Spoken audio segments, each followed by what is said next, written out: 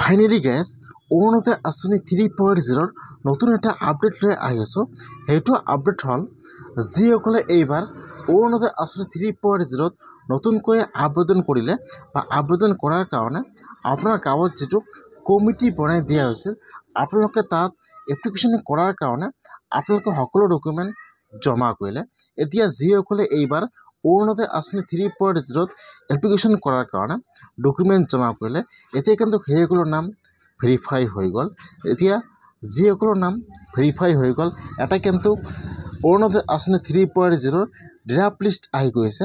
যিসকল মানুহৰ নাম এপ্ৰুভ হৈ গ'ল বা যিসকল মানুহে এইবাৰ অৰুণোদয় আঁচনি 3.0 লাভ কৰিব, এতিয়া কিন্তু আপোনালোকে লিষ্টটো চেক কৰিব লাগিব।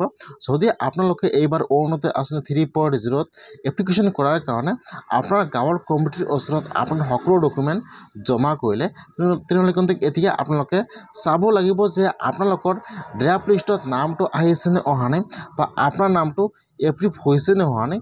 এতিয়া কিন্তু আপোনালোকে লিষ্টটো চাব পাৰিব। এতিয়া কেনেকৈ আপোনালোকে লিষ্টটো চেক কৰিব আৰু আপোনালোকৰ নামটো কেনেকৈ আপোনালোকে ভেৰিফিকেশ্যন কৰিব লাগিব, মই আজি A to Z সম্পূৰ্ণ প্ৰচেছ জনাই দি আছোঁ। যদি আপোনালোকে এইবাৰ অৰুণোদয় আঁচনি 3.0 নতুনকৈ এপ্লিকেশ্যন কৰিলে বা এপ্লিকেশ্যন কৰাৰ কাৰণে আপোনাৰ গাঁৱত যিটো কমিটি বনাই দিয়া হৈছিল, আপোনালোকে তাত সকলো ডকুমেণ্ট জমা কৰিছে এপ্লাই কৰাৰ কাৰণে। এতিয়া কিন্তু যিসকলৰ নাম ভেৰিফাই হৈ গ'ল বা যিসকল মানুহৰ নাম এপ্ৰুভ হৈ গ'ল, এটা কিন্তু নিউ এপ্ৰুভ লিষ্ট আহি গৈছে বা ড্ৰাফ্ট লিষ্ট আহি গৈছে।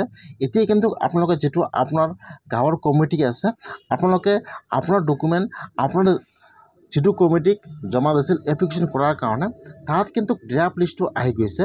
যিসকল মানুহৰ নাম ভেৰিফাই হৈ গ'ল বা যিসকল মানুহে এইবাৰ অৰুণোদয় আঁচনি 3.0 নাম অন্তৰ্ভুক্ত হৈ গৈছে, এতিয়া কিন্তু এটা লিষ্ট আহি গৈছে। এতিয়া কেনেকৈ আপোনালোকে লিষ্টটো চাব লাগিব, আপোনালোকে আপোনাৰ গাঁৱৰ কমিটিৰ ওচৰত যাই তাত কিন্তু লিষ্টটো আহি গৈছে অলৰেডি, আপোনালোকে তাত লিষ্টটো চেক কৰিব। যদি আপোনালোকৰ লিষ্টত নামটো আহিছে, তেনেহ'লে কিন্তু এতিয়া আপোনালোকৰ নামটো ভেৰিফিকেশ্যন কৰিব লাগিব। আপোনালোকে ফাৰ্ষ্ট লিষ্টটো চেক কৰিব। যদি আপোনালোকৰ লিষ্টত নামটো আহিছে, তেনেহ'লে কেনেকৈ ভেৰিফিকেশ্যন কৰিব জানি লওক। আপোনালোকে আপোনাৰ পঞ্চায়তত যাই যোগাযোগ কৰিব। আপোনাৰ খালী কিন্তু ডকুমেণ্ট লাগিব আপোনাৰ ৰেচন কাৰ্ড। আপোনাৰ ৰেচন কাৰ্ড লৈ আপোনালোকে আপোনাৰ পঞ্চায়তত যাই যোগাযোগ কৰিব। তাত যিহেতু আপোনালোকে এপ্লাই কৰাৰ কাৰণে আপোনাৰ সকলো ডকুমেণ্ট জমা কৰিছিল, আপোনাৰ আৰু ডকুমেণ্ট জমা কৰিব নালাগে। যিটো আপোনাৰ অৰিজিনেল ৰেচন কাৰ্ড আছে, আপোনালোকে আপোনাৰ পঞ্চায়তত যাই যোগাযোগ কৰিব। তাত খালি আপোনাৰ ৰেচন কাৰ্ডটো বা ৰেচন কাৰ্ড নম্বৰটো মাৰি চেক কৰিব যে আপোনালোকৰ ৰেচন কাৰ্ড আছে নাই। এই হিচাপত কিন্তু আপোনাৰ নামটো এনেকুৱাকৈ ভেৰিফিকেশ্যন কৰিব। এতিয়া কিন্তু আপোনালোকে ফাৰ্ষ্ট লিষ্টটো চেক কৰিব লাগিব। যদি আপোনালোকৰ লিষ্টত নাম আহিছে, তেনেহ'লে আপোনালোকে আজিয়ে আপোনাৰ পঞ্চায়তত যাই যোগাযোগ কৰক। ইতিমধ্যে কিন্তু ভেৰিফিকেশ্যনৰ কাম আৰম্ভ হৈ গৈছে। এতিয়া যিসকল মানুহৰ অৰুণোদয় আঁচনি 3.0 নিউ লিষ্টত নাম আহিছে, সেইসকলে কিন্তু এপ্ৰিল মাহৰ পৰা অৰুণোদয় আঁচনিৰ পইচা লাভ কৰিব।